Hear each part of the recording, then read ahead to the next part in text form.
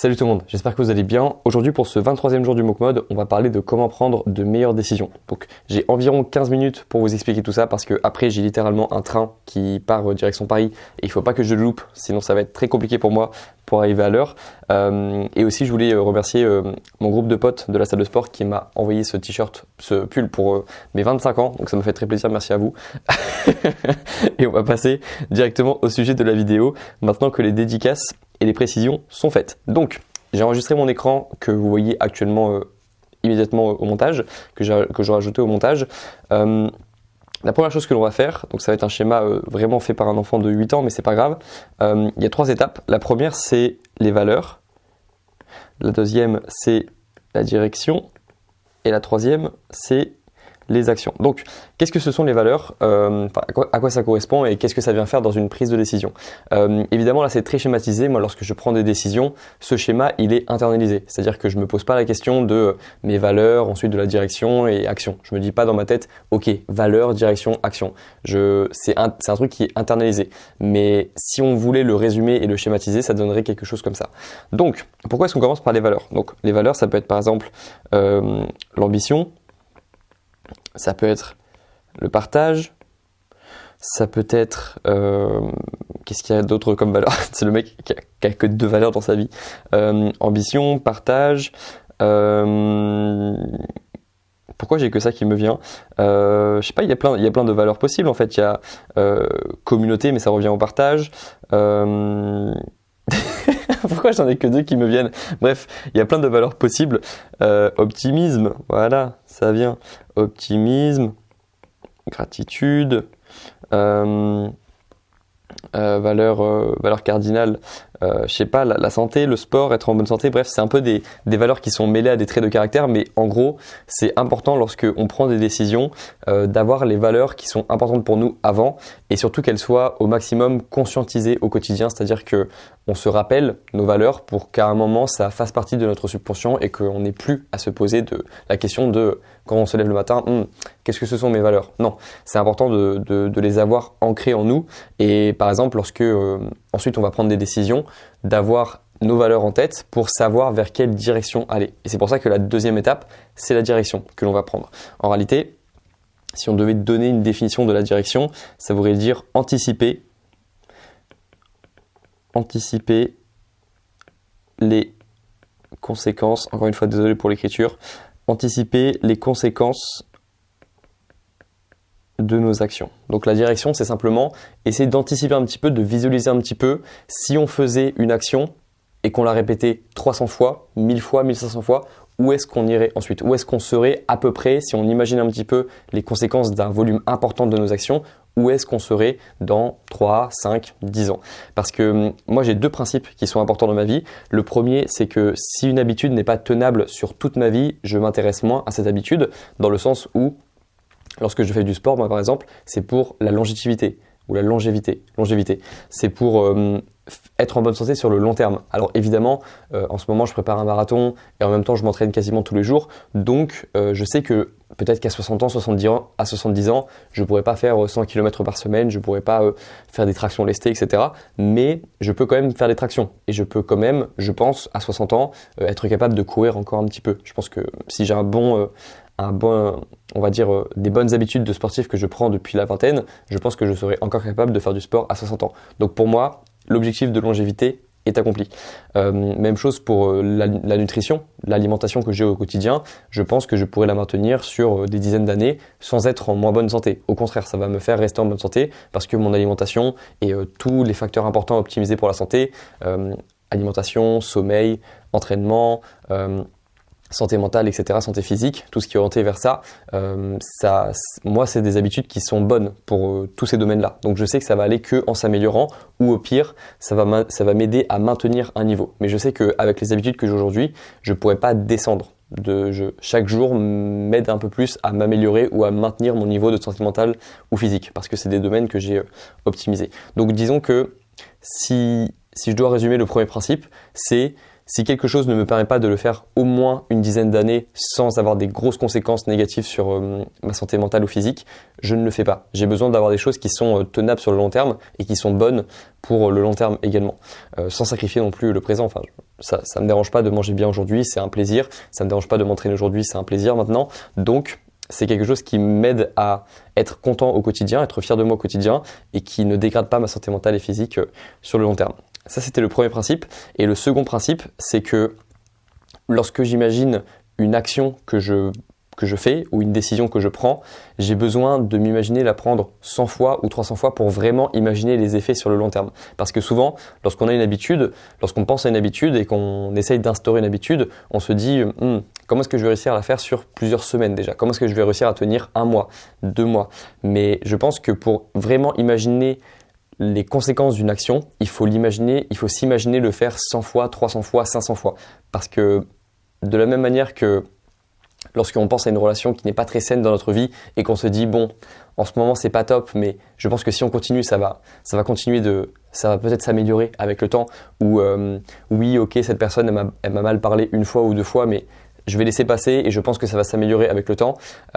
Si on y pense vraiment, il y a un petit sentiment de même quand on le dit, on n'est pas sûr en fait de ce qu'on est en train de dire. On n'est pas sûr que si une personne nous a parlé mal 1 fois ou 2 fois, ça change du tout au tout sur une semaine, d'une semaine à une autre en fait. Et de la même façon, lorsque moi, par exemple, je prends des habitudes et que je sais qu'elles sont pas très saines, mais que je me dis bon, c'est pas grave si je le fais quelques fois par jour, quelques fois par semaine, ça n'aura pas de conséquences sur le long terme, et que je m'imagine vraiment faire cette action 500 fois, 1000 fois, là, il n'y a plus aucun doute sur le fait que cette action ou que cette personne n'est pas bonne pour moi et n'est pas bonne pour mon quotidien. Donc, c'est important pour moi de la supprimer et de ne pas juste faire cette chose 1 fois, si faire cette chose 1000 fois a des graves conséquences pour moi.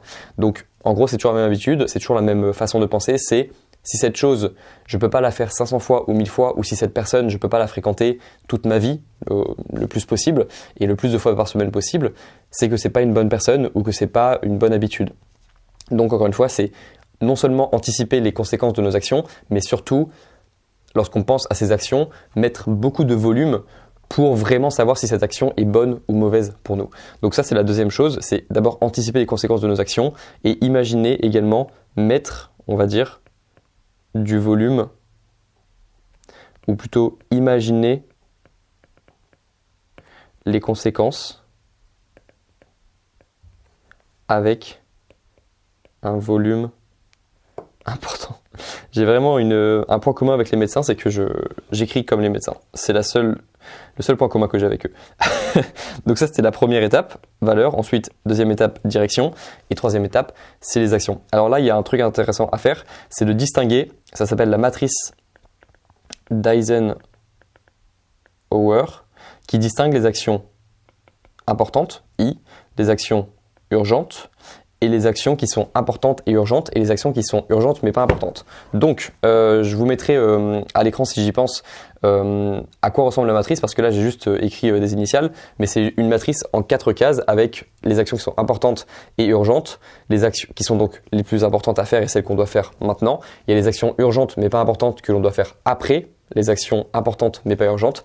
Et en gros, c'est juste une façon de classer les actions que l'on a à faire au quotidien pour savoir par lesquelles commencer. Parce que les actions, parfois, elles sont illimitées, mais le temps, lui, est toujours limité. Donc, on a toujours intérêt à commencer par les actions importantes et urgentes. Même à commencer par les actions importantes mais pas urgentes avant ce qui est urgent. Parce que le problème de ce qui est urgent, c'est pour ça que moi par exemple j'ai pas de notification sur mon téléphone, c'est que c'est des choses qui nous font des signaux comme ça. Lorsqu'on a une notification, c'est boum, un signal qui te dit réponds à ce message ou regarde ce qui se passe dans le monde. Alors que les actions importantes, elles te mettent pas de notification, elles te perturbent pas ton espace comme ça. C'est des actions qui sont difficiles à faire, qui ne font pas de bruit mais qui te font avancer. Comme par exemple aller à la salle de sport, faire une balade, prendre la lumière du jour, avancer sur un travail important, faire une session de deep work par exemple. Toutes ces actions, elles n'ont pas de notification. C'est pas, t'as pas un message de la salle de sport qui te dit viens maintenant à la salle. T'as pas ton bureau qui te dit oh viens sur le bureau et viens travailler. C'est des actions que tu dois te forcer à faire, qui sont importantes mais qui ne semblent pas urgentes. Et souvent,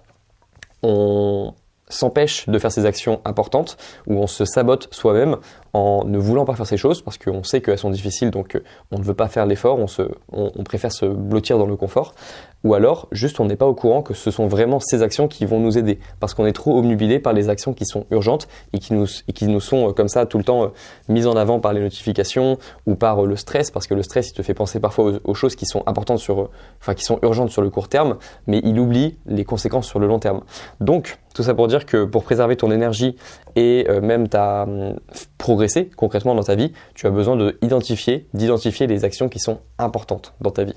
Et ces actions, souvent, c'est des actions, si tu veux une petite astuce, c'est souvent les actions que tu repousses. C'est les actions que tu rejettes ou que les actions dont tu n'es même pas conscient que ce sont vraiment ces actions qui vont t'apporter le plus de résultats.